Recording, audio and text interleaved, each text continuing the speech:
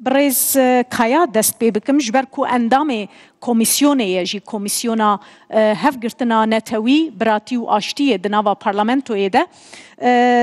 یکسر از جوی دست پی بکم و پرسکی بکم کو گلک کس مراق دکن دبیجن اف کمیسیون هاتیه آواکرن تنیج بو بنگه که حقوقی جوگرا گریلا و چکدارین پککیره آماده بکه دستور گوهرتنا دستور نکاره کمیسیونه گوهرتنین دنین دستوری کو بینه کرن نکاره کمیسیونه کمیسیون دکاره هنک پیشنیارم بکش بو گوهرتن یانجی سرراست کرنا هنک یاسایان او دوی باوری جی دنه گلک آلی کو کمیسیون بهیدی بلاوازی بریوه دیچه چما وصایه برز کایا تتکاری هنکیج مرا بحثا kare komisyonu biki. Ben de sözlerime başlarken çok değerli katılımcıları saygıyla selamlarken slavla amadabuan dekamu بێگومان لێرە پرۆسەیەکەیە کە دووبارە هیوای ئاشتیە لێرەش نوێنەر و پێکاتە جیاوازەکان دەبینم بەڕاستی سوپاسی ناوەندی لێکۆڵینەوەی ڕوودا و دەکەم بۆ ڕێخستنی ئەم دەرفەتە کە میوانداری ئێمەی کرد ئەو لیژنەیە بەر لەوەی باسی وردەکاری لیژنەکە بکەم دەمەوێت باس لە وردەکاری کارکردن بکەم. ئەو کاتەی 2013-2015 کاتێک پرۆسەی ئاشتی هەبوو لەوێ ئازادی و بە دیموکراسی بوون وەکو پاکێجێک دانرا هەروەها لەوێ بابەتە ئەمنیەکان خرابوونە قۆناغی دووەم بەڵام ئێستا ئەوەی کە لە یەکی دەی 2024 دەستی پێکرد جگە لە ئازادی جگە لە ئاشتی بابەتی دیکە هاتنە پێشەوە کە پێویست بوون دووەمین ئەوە بوو کە پێشتر جگە لە دەرەوەی تورکیا لە داینەمیکی نێوخۆی تورکیاش بە هەمان شێوە کاری لەسەر کرا جا ئێستا پێویستە ئێمە ئەمە بزانین کە جگە لە پێکدادانەکانی ناوخۆ بابەتی سووریا هەیە هەروەها پێکدادانەکانی سووریا هەیە ئەگەر بێت و ئێمە هەموو ئەمانە بخەینە بەرچاو دەزانین کە پێویستە هەنگاوەکان بەو شێوەیە بن گونجاو بە واقعی ناوچەکە سەرەتا ڕێکخراوەکە خۆی داواکاریەک هات کە خۆی هەڵبوەشێنێتەوە چەکدا بنێت بەڵێ ئەو جەلانیش 27 شوبات دوای دیدارەکانی لەگەڵ شاندی دەمپارتی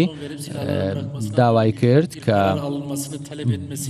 ڕێکخراو بڕیار بدات چەکدا بنێ و خۆی هەڵبوەشێنێتەوە لەو کاتەوە بە فەرمی پرۆسەکە دەتوانین بڵێن دەستی پێکرد بڕیاردرا هەروەها 11 تەمموز ئەگەر سیمبۆلیش بێ بەڵێ هەنگاوێک نرا کە هەنگاوی ڕێوڕەسمی سووتاندنی چەکەکان بوو کە دەکرێ ئەمە بنەمایەک بێت بۆ چەکدانان ڕاستەقینە جا ئەگەر ئێمە بابەتەکە بەم شێوەیە پوخت بکەینەوە اینجا ببزانین کە ئەوە گرنگە ڕێکخراوەکە بە تەواوی چەکدا بنێت دووەم گۆڕەپانی سووریا کە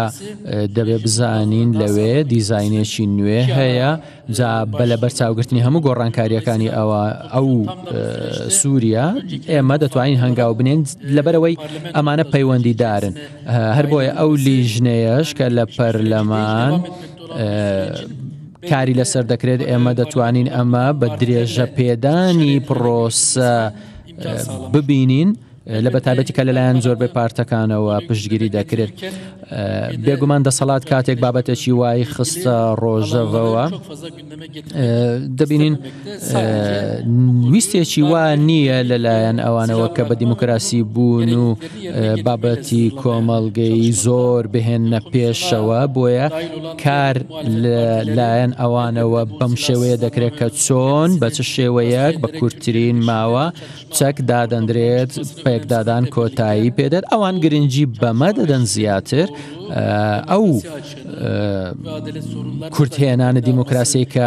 بەهۆی پێکدادانەوە دەستی پێکرا هاتۆتە ئاراوە چۆن دادەخرێ چۆن کۆتایی پێدێت چونکە توندوتیژی تیرۆر هەروەها شتی دیکەی زۆر هەن لە هەندێک لایەن کە بە بیان و تەنانەت هەژماریان دەکات مادەم تورکیا ئیدیش توندوتیژی و تیرۆری ناوێت بڕیارێکی وای داوە کەواتە تێگەیشتنی بەرتەسچی دیموکراسی و ئازادی پێویستە بەرفراوان بکرێت هەنگاوێک بۆ ئەمە بنرێت بەڵێ پارتەکانی ئۆپۆزیسیۆن بە پێداگیریەوە باز لەم فراوان بوونە دەکەن بە پێویستی دەزانن بۆیەش لیژنەکە بە بەشداریکردنی تەواوی پارتەکان ئینجا سەردەکەوێت بۆیە دەبوو بەم شێوەیە گشتگیر بێت بۆیە ئەم لیژنەیە ڕۆژەوی سەرەکیەکەی ئەوەیە کە هەنگاوی کارژێڕی بندرێت هەروەها هەموارکردنەوەی یاسایی بکرێت هیچ نەبێت هەوڵی بۆ بدرێت بێگومان ئەمە و بابەتە پەیوەندیدارەکان لە خزمەتی بە دیموکراسی بوونی تورکیا دەبن هیچ نەبێت دەبێت بەم شێوەیە قسەی لەسەر بکرێت بۆ ئەوەی بە شێوەی بیرکردنەوە هەروەها بە شێوەی کردداری کێشەکان چارەسەر بکرێن بۆیە من دەڵێم ئەم لیژنەیە مەرجنیە تەواوی کێشەکان چارەسەر بکات بەڵام دەکرێت بکرێتە بنەما ئێمە ڕاهات و نەبوون وەکو گەلی تورکیا کە بە تەواوی پارتەکانەوە کار لەسەر ئەمە بکرێت بەڵام ئەوە بوو ڕوویدا کە ئێستا بابەتێکی گشتگیر هەیە هەوڵێکی گشتگیر هەیە ئەگەر نا بە دەنگ و جیاوازی دەنگ و ژمارەکان و ژمارەی bunun için tabii بۆ ئەمە بێگومان ئێستا پرۆسەیەک هەیە لەلایەن بەرپرسانی دەوڵەت و ئیمراڵی بەڕێوە دەچێت دووبارە بابەتی چەکدانان هەیە کە ڕێکخرا و بە قۆناغ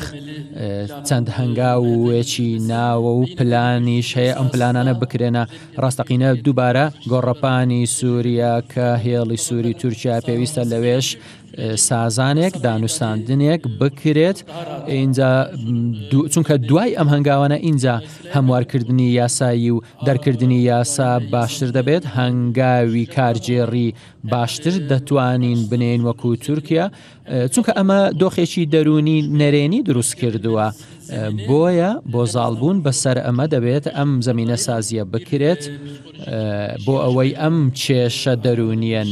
نەمێنێت ئەم گرفتانە بە هەنگاو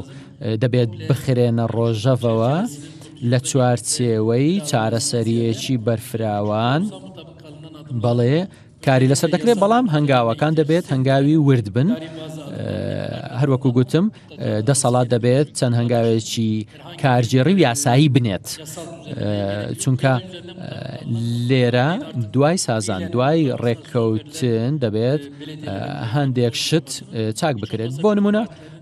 دانانی قەیوم لەسەر شارەوانیەکان ئەگەر هەموو پارتەکان ڕازی بن